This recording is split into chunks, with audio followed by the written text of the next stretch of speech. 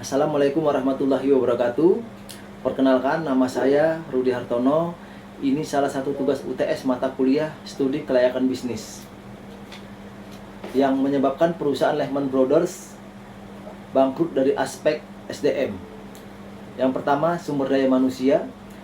Henry Lehman, seorang imigran berkebangsaan Jerman, mendirikan toko kecil yang menjual perlengkapan dan kebutuhan rumah tangga kepada petani kapas di Montgomery, Alabama. Emmanuel dan Mayer 6 tahun kemudian bergabung dengan Henry yang memberi nama Lehman Brothers terhadap usahanya tersebut. Setelah kematian Henry, Lehman pada tahun 1855, Emmanuel dan Mayer mengambil alih pimpinan dalam Lehman Brothers yang kemudian dijuluki sebagai King Cotton. Awal 1906, Philip Lehman, anak dari Emmanuel, bersama dengan Henry Goldman dari Goldman Sachs membentuk aliansi untuk mendanai industri retail yang berkembang. Kedua perusahaan tersebut bergabung melakukan underwriting instrumen investasi untuk beberapa perusahaan retail terkemuka, yaitu Sears, Reebok, and Co. V.W. Woolworth Co. Robert Lehman meninggal pada tahun 1969. Setelah 4 tahun menjabat sebagai CEO, setelah kematian Robert ditambah dengan kurangnya penerus, yang jelas dari dalam keluarga perusahaan Lehman mulai dirasakan kesulitan-kesulitan. Pada tahun 1972, perusahaan ini menghadapi masa-masa sulit, dan pada tahun 1973, PT Peterson, Chairman dan Chief Executive Officer dari Bell dan Howell Corporation telah dibawa masuk untuk menyelamatkan perusahaan. Peterson memimpin perusahaan dari kerugian operasi yang signifikan selama 5 tahun berturut-turut, mencatat keuntungan dengan nilai laba di atas ekuitas di antara yang tertinggi di investasi perbankan industri. Pada tahun 1988, Shearson Lehman, American Express, dan E.F. Hutton and Co. bergabung sebagai Shearson Lehman Hutton Inc. Dari tahun 1983 sampai 1990, Peter A. Cohen adalah CEO dan ketua dari Shearson Lehman Brothers, di mana dia memimpin pembelian $1 miliar dari E.F. Hutton untuk membentuk Shearson Lehman Hutton.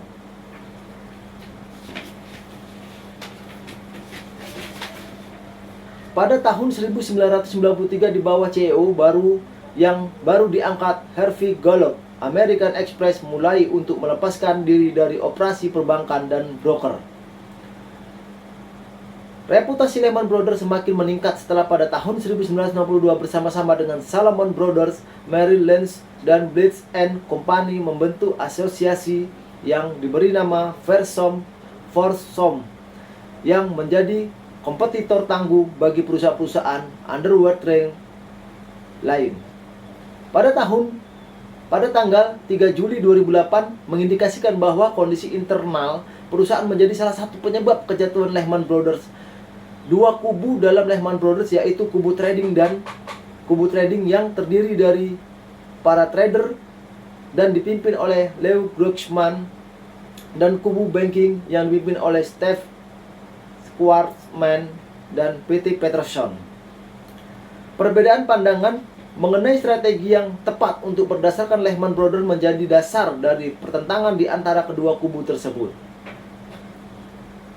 Kubu A, kubu Leo Grossman, melihat bahwa strategi yang tepat untuk Lehman Brothers adalah dengan memfokuskan pada arah usaha perdagangan dan underwriting surat-surat berharga.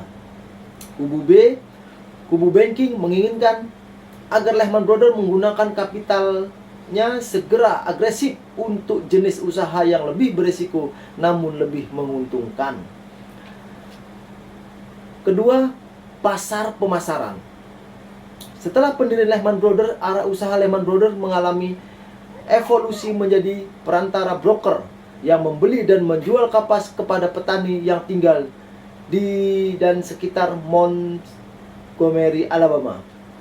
Pembukaan kantor cabang New York pada tahun 1858 menguatkan posisi Lehman Brothers dalam perdagangan kapas dalam sektor keuangan.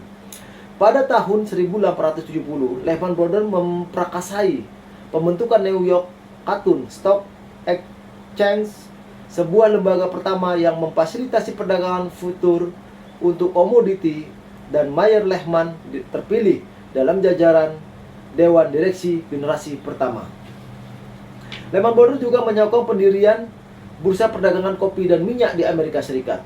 Penetrasi Lehman Brothers ke sektor finansial semakin berkembang dan ditujukan perusahaan ini sebagai agen fiskal dari pemerintah Alabama untuk membantu menjual obligasi negara pada tahun 1867, dan juga ditugaskan untuk membantu pemerintah Alabama untuk menyalurkan hutang, pembayaran bunga, dan obligasi lainnya.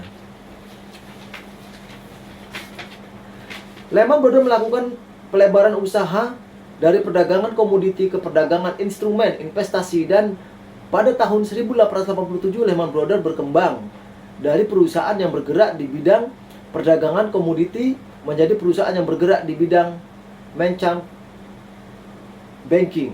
Pada tahun 1930 Lehman mengunderwrite penawaran umum dari produsen televisi pertama DuMont dan membantu mendanai Radio Corporation of America atau RCA.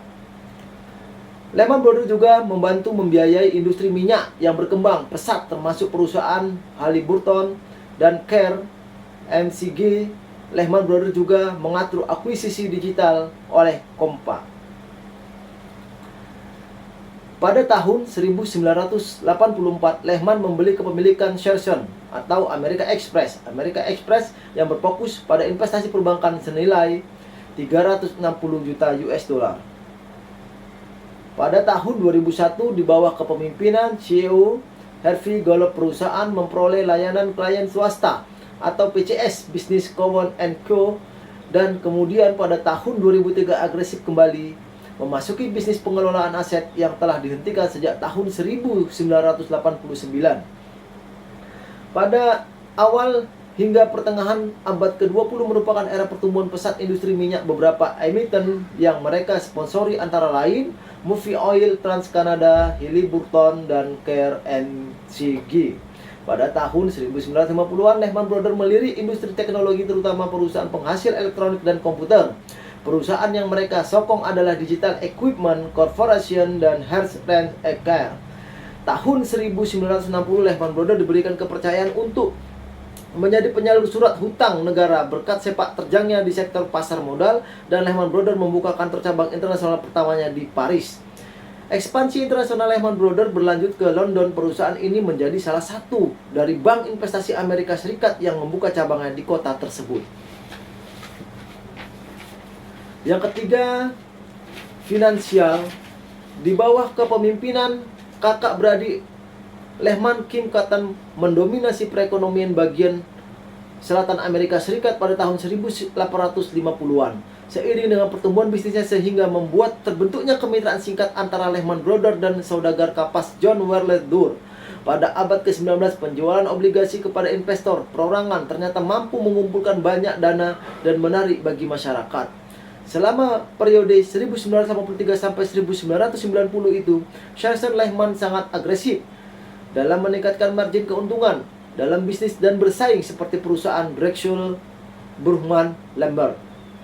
Dimulai dari 2 miliar US dollar, perusahaan memperoleh Coors Group divisi pendapatan tetap Lincoln Capital Management dan Neuberger Berman. Bisnis ini bersama dengan bisnis PCS dan ekuitas Lehman terdiri dari divisi manajemen investasi yang menghasilkan sekitar 3,1 miliar US dollar dalam pendapatan bersih dan hampir 800 juta US dollar pada pendapatan sebelum pajak pada tahun 2007. Sebelum bangkrut, aset yang dikelola Lehman mencapai 275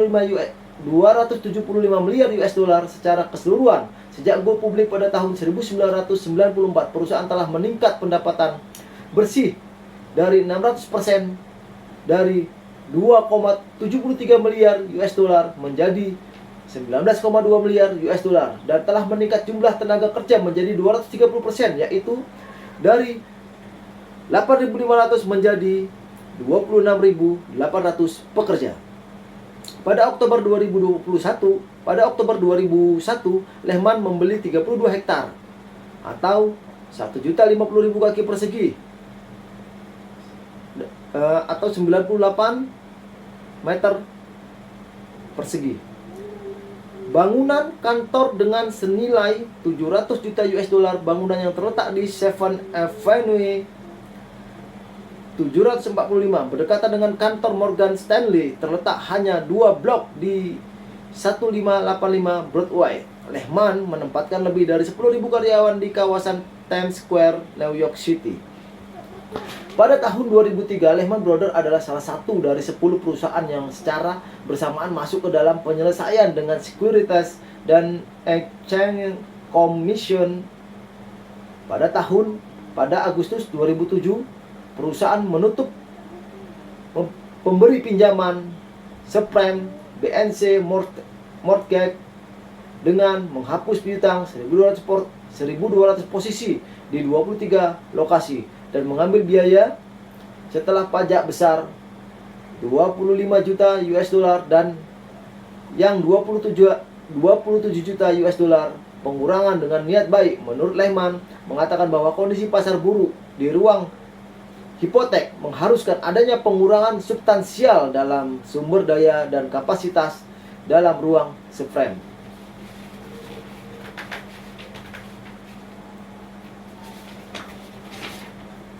Pada tahun 2008, Lehman menghadapi kerugian yang belum pernah terjadi sebelumnya yang masih terus berlangsungnya krisis subprime mortgage. Pada kuartal fiskal kedua, Lehman melaporkan kerugian sebesar 8 miliar US dollar dan dipaksa untuk menjual 6 miliar US dollar asetnya. Pada paruh pertama tahun 2008 saja, saham Lehman turun 73% dari nilai pasar. Pada Agustus 2008, Lehman melaporkan bahwa pihaknya telah memberhentikan 6% dari tenaga kerja, 1.500 orang. Pada kuartal ketiga, batas waktu pelaporan pada bulan September. Pada tanggal 22 Agustus 2008, saham Lehman ditutup naik 5%, dalam kurung 16% untuk 1 minggu. Karena adanya spekulasi Korea Development Bank sedang mempertimbangkan membeli Lehman Group. Pada 9 September, saham Lehman merosot 45% menjadi 7,79 US dollar setelah perusahaan korsel tersebut membatalkan perjanjian untuk membeli tanggal 17 September 2008. Kepercayaan investor terus turun karena saham Lehman kehilangan kira-kira setengah nilainya dan mendorong S&P 500 turun 3,4% pada 9 September. Pada 10 September, Lehman mengumumkan kerugian 3,9 miliar US dollar dan niat mereka untuk menjual saham mayoritas dalam manajemen investasi usaha termasuk Neuberger Berman. Saham turun 7% hari itu. Lehman setelah sebelumnya menolak pertanyaan soal penjualan perusahaan dilaporkan mencari pembeli lagi dan akibatnya harga saham turun lagi 40% pada 11 September 2008. Pada tanggal 15 September 2008, saham Lehman jatuh lebih dari 90%. Pada tanggal 17 September 2008, account dan nama Lehman Brothers dihapuskan dari daftar perdagangan di New York Stock Exchange. Pada hari sebelumnya di Inggris, kantor Lehman Brothers diakuisisi oleh PricewaterhouseCoopers dan di Jepang cabang Jepang Lehman Brothers Japan Inc. dan perusahaan holding terkait dinyatakan bangkrut oleh pengadilan sipil pada 16 September 2008. Paulus Brooks, Edward Middleton, dan Patrick Cowley dari KPMG Cina menjadi likuidator sementara terhadap Lehman untuk unit perusahaan Lehman berbasis di Hong Kong, yaitu Lehman Brothers Sekuritas Asia Limited, Lehman Brothers Futures Asia Limited, Lehman Brothers Asia Holding Limited, Lehman Brothers Asia Limited, dan Lehman Brothers Commercial Corporation Asia Limited.